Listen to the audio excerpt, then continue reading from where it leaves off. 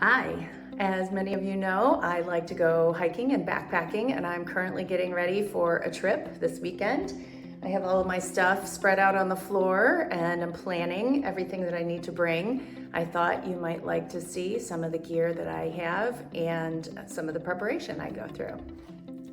Of course, one of the most important things up in the mountains is checking on the weather. And fortunately for us, we are going to miss the rain that's supposed to come through the day before on Saturday. It looks like it's going to be pretty sunny and nice with highs in the mid 70s and lows in the mid 40s. I also like to take a look at the moonlight because even though we'll have headlamps, it is really dark up in the mountains once the sun sets. So we're going to have a waning gibbous moon on the 25th. And then it's going to be moving towards a quarter moon, getting darker each night. We like to use All Trails to plot where we're going. It's a very cool app that shows the terrain so you can sort of visualize where you're going to be. And on this particular trip, we are piecing together about 4 different trails. Ultimately, we're going to be going up to an area called Dick's Peak, which, according to this, looks pretty intimidating. We're gonna camp the first 2 nights at Dick's Lake and then do a day hike without our heavy packs. We're just gonna take day packs and go up along this ridge, which looks a little treacherous, but ultimately ending with an absolutely amazing view. One of the most important things to plan well is food. We always have a bunch of trail mix and protein bars to keep us energized, and then some caffeinated energy chews and electrolytes to put in our water. I also like to have a combination of fresh food and dehydrated food. The fresh food just tastes really good and it's satisfying, but it can be a little heavier and bulkier. Like right here, I have a bag of apples, snap peas, some pouches of tuna and chicken, and a bunch of pita bread. I also have some peanut butter and jelly because that tastes great on the trail. And separately, my friend Diana has a bunch of our dehydrated meals that we're gonna do for dinner. So we can have hot oatmeal for breakfast and a hot dinner before we go to bed, and then just have some sandwiches and snacks on the trail for lunch. Even more important than food is water. And I have a couple of different ways I carry it. One is I have a Camelback that goes inside my backpack so I can sip on water the whole time I'm hiking to stay hydrated. And I have one in the sling that I can chug when I'm really thirsty. And this is what we are now using to filter lake water so we can drink it.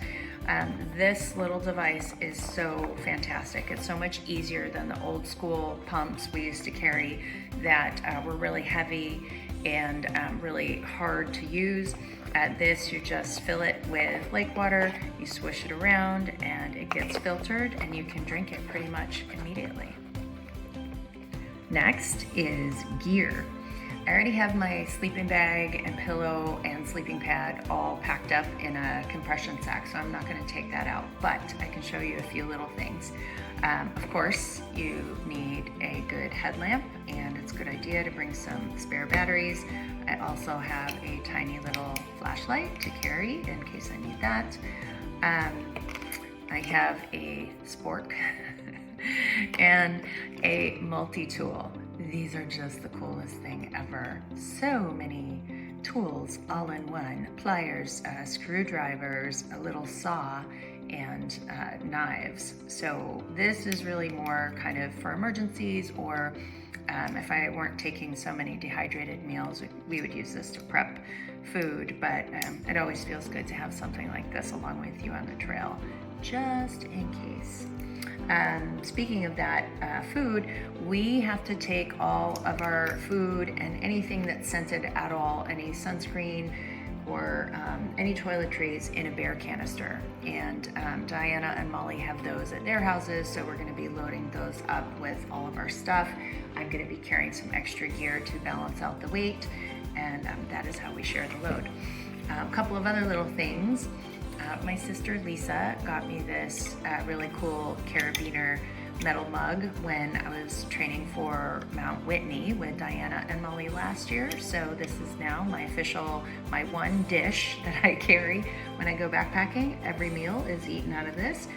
And this is a cork myofascial release ball. So at the end of the day, when your muscles are really sore, you can find a little granite outcropping and put this under your glutes or your hamstrings, whatever hurts, and just roll around on it. And it's like giving yourself a nice massage.